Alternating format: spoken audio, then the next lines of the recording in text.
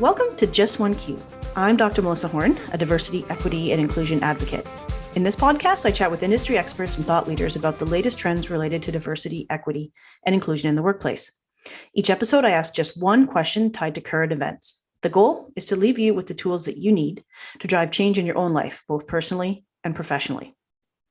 Well, it's no secret that the DEI field is booming. Traditionally, human resources or corporate social responsibility departments own diversity and inclusion initiatives. But more and more companies are either outsourcing DEI support or creating separate DEI departments. And there's a new generation of DEI professionals, and they aren't necessarily coming out of these traditional fields. And in fact, they increasingly come from various backgrounds and experiences. There really is no one single educational pathway to becoming a DEI professional. So, what makes a successful DEI professional today? What are those transferable skills and competencies that are especially suited towards this line of work? Well, one field in particular is generating a number of next generation DEI professionals, community organizing. So, for today's question, I'm asking, what is the value of a community organizing background in DEI? And I'm really excited to let you know that to answer today's question, I'm joined by Josh DeLeon. Josh, thank you so much for joining me today. So a little bit about Josh. Josh is a DEIB facilitator and change agent with a background working across organizations and industries to build community, create more equitable systems, and center the lived experiences of marginalized groups. Josh has led DEIB workshops for clients across the world, convened and collaborated with government executives on management and human capital issues, and worked extensively with community-based organizations and leaders. Prior to working at Peopleism, Josh managed projects and designed DEIB programs for good governance nonprofit and coordinated programs at a human rights NGO. He has a master's in modern thought and literature from Stanford University with an emphasis on identity, art, and social movements. That's a cool degree, but that's not what we're here to talk about. We're here to talk about community organizing. So Josh, I'm going to turn it over to you. What is the value of a community organizing background in DEI? Thank you, and very happy to be here. I come to this space and I come to DEI, I think really carrying a lot of knowledge, skills, and also grounding from that community organizing background. And so I think there's a few ways I can kind of break this down. One is around the tactical skills that are transferable, and the other is around sort of a change orientation and kind of equity mindset that this field really inculcates as an organizer, and that really maps on quite naturally to the DEI space. So when it comes to the actual tactical skills, there are a lot of specific frameworks and ways of approaching problems that community organizing is really valuable for. And I can break down some of those in a moment. And then on the personal side, one of the most important practices in community organizing is being in tune with the people you're working with and also your own emotional, psychological health when engaging in this work. Because especially as a person of color, when you're going in the DEI space, and this is something that oftentimes people don't realize, it can be this additional labor and challenge of navigating a space where you're trying to get change around issues that are directly affecting and in many cases oppressing you, right? And so you have this extra layer of challenge there. And organizing gives you these frameworks and this positioning to be able to think critically about those forces that are affecting you. And that's really interesting. Yeah. So I think there's a few ways I can go about it. And ultimately, I think going into the DEI space as an organizer, in many ways, there's nothing that's going to be more difficult in the workplace than what you're seeing when you're doing community organizing. Because when you're doing community organizing, if you mess up, if a need is not met, that's people's lived experiences, that's people's material needs. And while it's part of the workplace, that level of stakes, I think, is really, really centering and grounding when you map onto the actual workplace work with DEI. I think that's really interesting point that you made about how community organizing has prepared you to sort of deal with the emotional labor that goes into this work. And I think that we hear that, but we don't necessarily connect it to a person all the time. So I guess it'd be really interesting to just sort of hear your thoughts on that and how community organizing as a discipline or a practice, or how your experience there has helped prepare you for this work in particular. Absolutely. One of the most useful things I learned when I was developing as an organizer was the idea of issue slicing. Issue slicing is basically the work of actually taking on these big problems and breaking them to manageable ways of attack, plans of action. And I think this maps on really well to DEI. Let me give an example, then I'll really connect the dots here.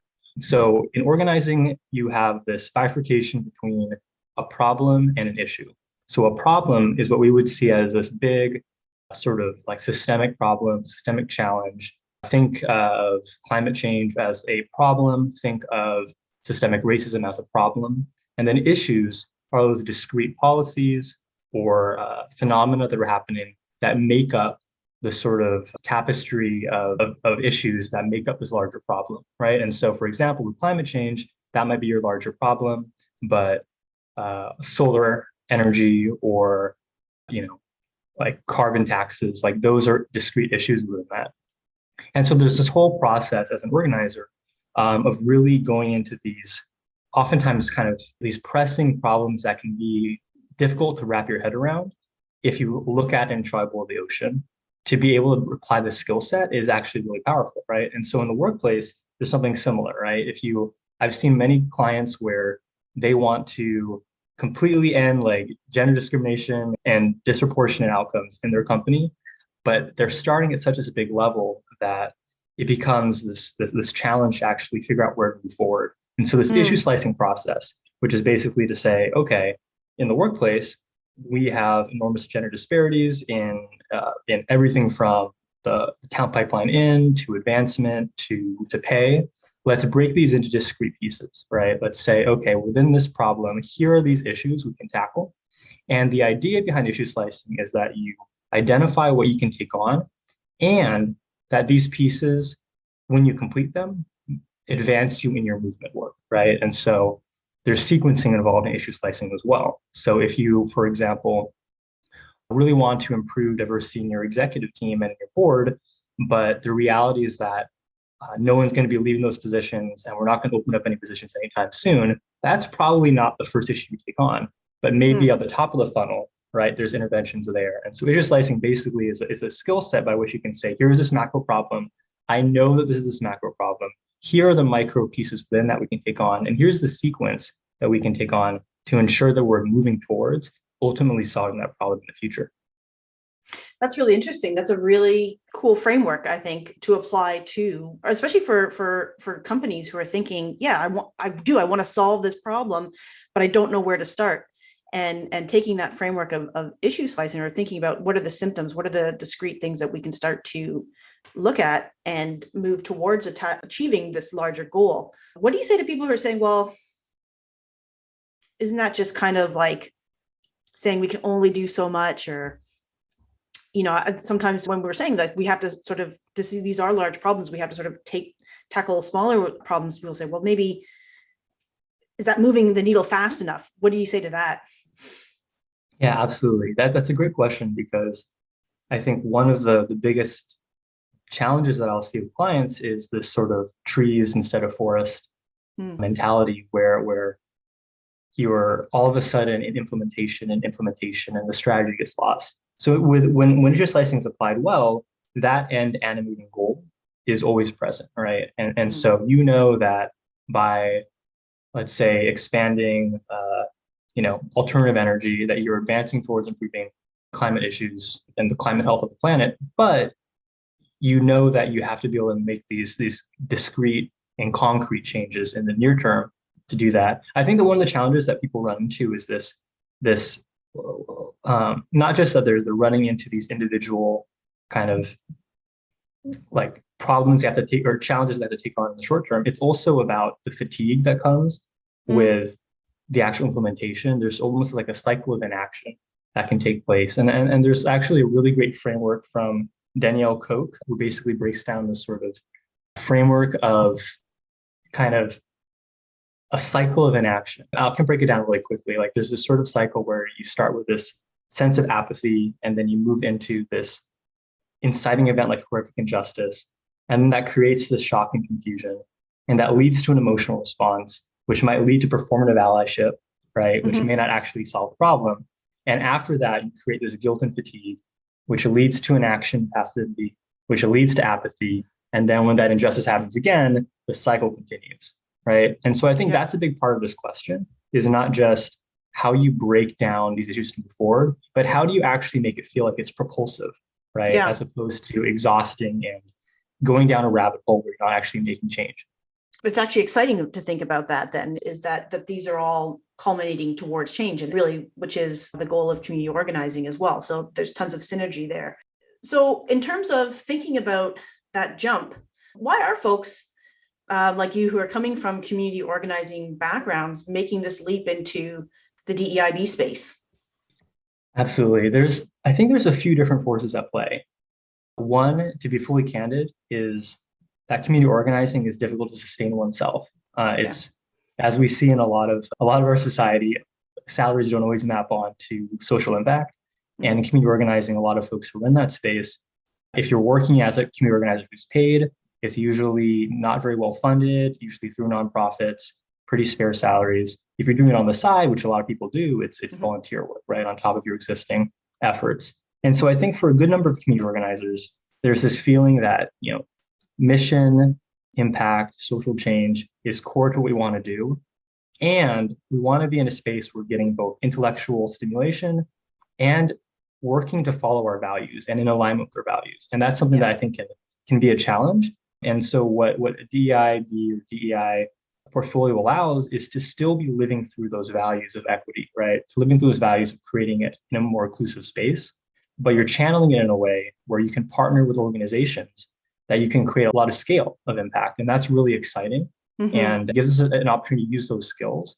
There are not a lot of fields where you can do that, right? Where you're marrying that mission impact, that equity focus, and the scale of opportunity to make change that we will actually see in someone's lived experience in the workplace. That's something that's substantial. And I think that's what's exciting and animating for community organizers to get into the DI space. Do you ever get pushback from clients when you're trying to implement maybe a community organizing framework, or do you find that it's actually just really, really effective? I think it's really effective, but it's an act of translation. Yeah. So there's a lot of different ways of framing things that I would adjust for a corporate audience or for a foundation audience. And I think that's the case for any good consultant, right? Is that you're going to these spaces and not imposing your frameworks, but rather meeting clients where they are and then building scaffolding to enable them to get to the change they need. And so for me, a lot of the frameworks of community organizing is really helpful. So concepts like base building, like issue slicing, like social change frameworks, all of these things are good for understanding how to move people, how to understand systems, but I might not use the exact same terminology. And there's also, I think, a benefit in the corporate like DEI space because there's so much research in that field around DEI that it makes it a lot easier to sort of marry the business opportunities with the values alignment. And so that's actually a thing where I can enter into it and connect my thought process to a body of work in a language that's fairly robust already. And so I think that's the act of translation that is important. It's not that we're not using those values. It's not that we're not using that thought process, but it is rather what is the vessel by which we can make change that the company wants to see and that we want to see and that will make a genuine impact. And let's not kind of get bound up in a verbiage and terminology and jargon that might prevent that because of the different meaning based on the space. Yeah, I was thinking about what you were saying about the way of moving people, because I think that often can be a blocker is how do you get people to move? How do you keep that action going? How do you keep people sustained and wanting to move? And I think from my own research on social justice movements, there's so much that you can take from that, which is one of the reasons why I love working in this field, because you can look to the past, you can look to social justice movements and how they activated people, the various tactics, and they're applicable in the workplace. They're applicable now, So when people are like, what does a history degree have to do with what you're doing? It's like, well, it's about looking at how people push for change. What are the different ways, the levers that they've pulled to activate people? And I think, as you mentioned, when you're looking at how do you move people in the community versus how do you move people in companies and organizations, you're looking at large systems. And as you mentioned, you're doing that issue slicing. You're trying to figure out what are those smaller levers that we can start to pull to move this change along. And they're really, really similar. So I think it's a really interesting lens into where this next generation of DEI professionals are coming from, and the way that you're approaching helping organizations achieve the change that they want. So if there's anyone who's kind of listening out there, is there anything that you want, or even sort of the older generation, is there any like lasting comments that you want to leave to them about sort of, what it is like to be in this field now? I hope that takeaway is that it's democratizing and that it's very generative, right? That's what I would want someone to come away from this conversation feeling, because the reality is that while there are some credential programs, as you stated up front, like there isn't, get this DEI degree and now you are a DEI professional and that's the only pathway, right? There's this pretty wide range of entry points. So I think for someone who's coming in, especially from an organizing background, that ability to kind of step into a complex space to do what in organizing we call a power map, what you might do in like change management might be a block model, or you could apply different things here. But really one of the things you learn is how to understand self-interest, and what is the self-interest of the different parties at play, and what are the levers of power each person can pull. And so I think for someone coming in, I would tell them, like, you have the transferable skills. It's about recognizing where you can connect language and where you can build scaffolding to ensure that the frameworks you have will be portable to the space. For someone who's in a different discipline, I think the takeaway that I want people to really hear is, I think the necessity of DEI work, especially in the 21st century and moving forward, to be interdisciplinary, right? And so me as a community organizer, I still have HR competencies, I still have data analysis competencies, I'm still getting all these different understandings of how companies change, how people experience things. That's crucial to my work, right? And so I'm invested in the HR life cycle, and it's not just this heady sort of theoretical piece. It's like, okay, what are the lived realities of people, and what are the implications of different policies, right?